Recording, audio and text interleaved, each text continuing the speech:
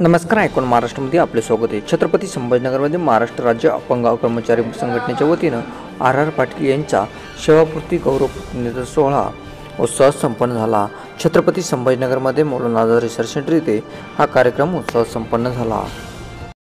बरेच संघर्ष केला त्यांनी, पण त्यांचं नाव टाकलं कट करून, कारण ते जरा वाईटपणा घेतला त्यांनी जिल्हा परिषद. बरोबर आहे सर. तर असे हे आबा आणि 2016 मध्ये बाळासाहेब समोर टाकले सगळे.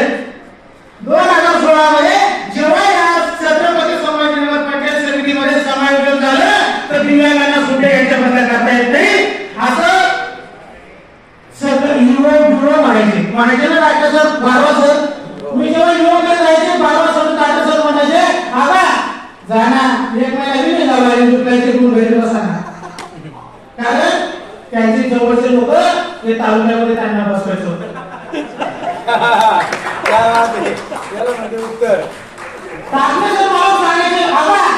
और मॅडम हम तुम्हारे साथ हैं.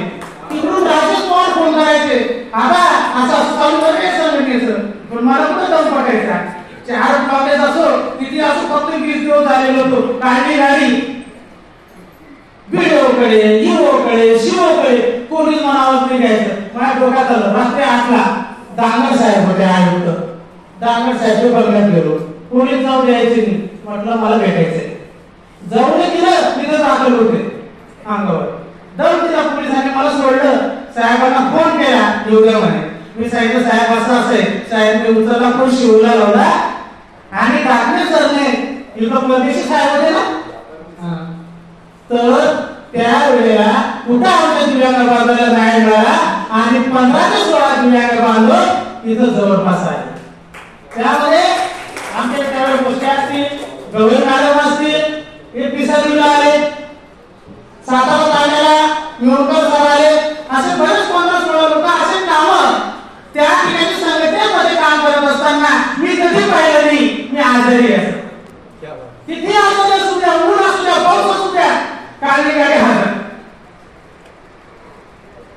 असं संघटनेमध्ये मी काम केलेलं आहे. असंच काम माझ्यानंतर माझे सहकारी शेडके सर असतील, त्यांची टीम असतील, यांनी सुद्धा करावं अशी अपेक्षा ठेवतो. आणि तुमची या ठिकाणी सगळेजण माझ्या या कार्यक्रमात उपस्थित असले, त्यामुळे मी पुन्हा एकदा सगळ्यांचे आभार मानतो. वेळ झालेली आहे, भरपूर वेळ झाली आहे, बोलायचं भरपूर आहे, पण मी नाही बोलू शकत. बोलू का बघा नाही. आता आमचे माजी मुख्याध्यापक या ठिकाणी नागराव वासर या ठिकाणी उपस्थित आहेत, सोनवणे सर उपस्थित आहेत, त्या साईडवर शेळके सर उपस्थित आहेत. त्या ठिकाणी 2012 मध्ये आलो तर सर म्हणायचे आम्हाला इथून मुलं येतात पण पुढे शिकत नाही, 10वी नंतर घरी राहतात. तर आम्ही सगळ्यांनी त्याच्यामध्ये बदल केला. आज गोपाळी पुढचे मुलं इंजिनियर कोण कुठं काही ना काही नोकरी करत आहेत, त्याचा सार्थक अभिमान आम्हाला सगळ्या आमच्या टीमला आहे. निश्चित आहे जास्त वेळ घेत नाही, सगळ्यांना भूक लागलेली आहे, स्वयंपाक थंड होतोय, त्यामुळे मी या ठिकाणी थांबतो. आणि आपण माझ्या कार्यक्रमासाठी माझा जो कार्यक्रम संघटनेने आयोजित केला, महाराष्ट्र राज्य दिव्यांग कर्मचारी संघटना शाखा छत्रपती संभाजीनगर, अध्यक्ष सचिव सगळे त्यांचे पदाधिकारी, सगळे तालुका अध्यक्ष, सर्व सदस्य यांचं मनापासून आभार मानतो आणि थांबतो. जय हिंद, जय महाराष्ट्र.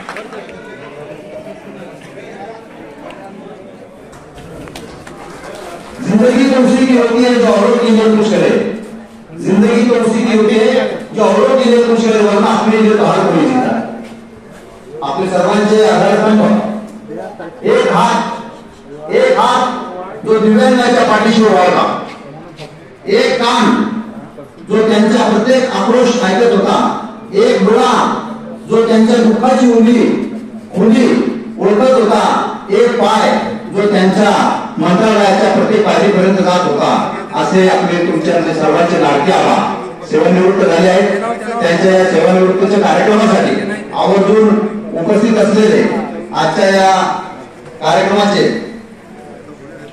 आदरणीय श्री महेश शेलार साहेब उपजिल्हाधिकारी धुळे, त्याचप्रमाणे आपल्या संभाजीनगरचे जिल्हाधिकारी यांचे स्वीय सहाय्यक आदरणीय श्री मोरे साहेब, त्याचप्रमाणे यशवंतराव विठ्ठलराव पाटील गव्हर्नमेंट कॉन्ट्रॅक्टर, त्याचप्रमाणे आदरणीय उपशिक्षणाधिकारी तांदळे मॅडम, त्याचप्रमाणे सेवानिवृत्त शिक्षण विस्तार अधिकारी आदरणीय कोमटवार साहेब, त्याचप्रमाणे श्री जीवन पाटील पोलीस कॉन्स्टेबल, त्याचप्रमाणे श्री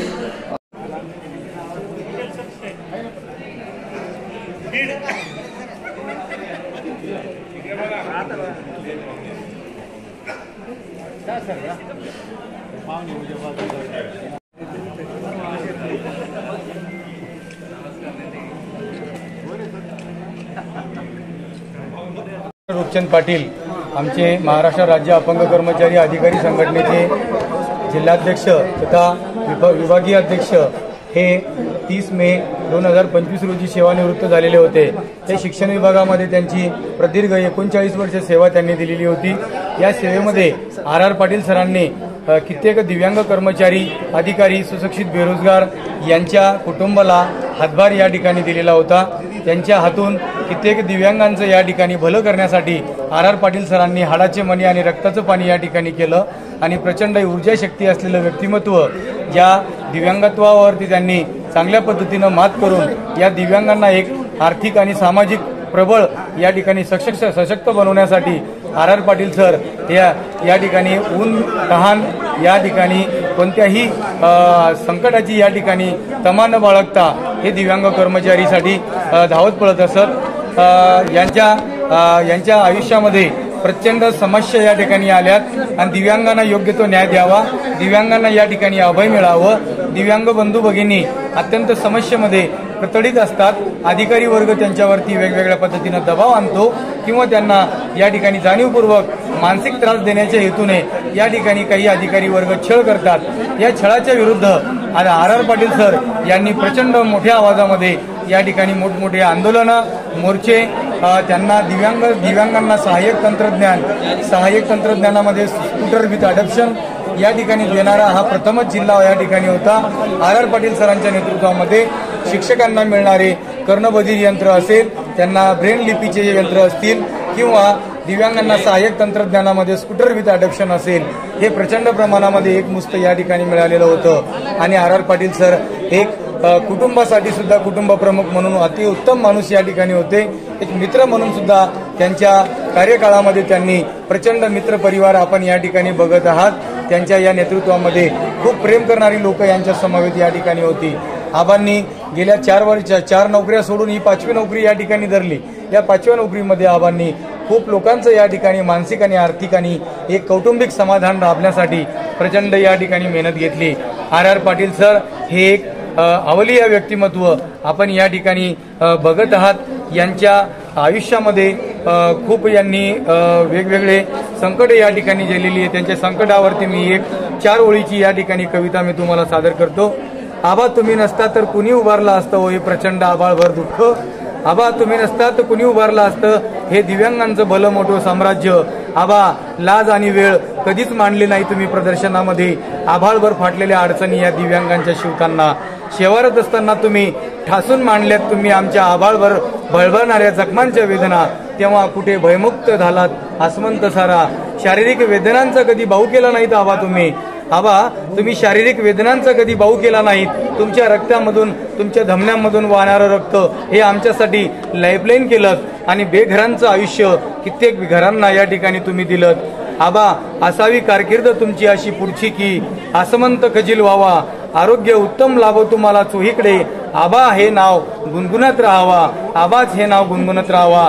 अशी आबांना या ठिकाणी मी एक छोटीशी कविता माझ्या या संघटनेमार्फत मी या ठिकाणी दिलेली आहे। मी विजय शेळके महाराष्ट्र राज्य अपंग कर्मचारी संघटनेचे जिल्हाध्यक्ष म्हणून या ठिकाणी आबांच्या पश्चात काम करेल आणि आबांनाही शब्द दिला की आबा तुमच्या पश्चात जे राहिलेलं काम आहे हे माझ्या हातून या ठिकाणी पूर्ण होईल अशी या ठिकाणी आशा बाळगतो।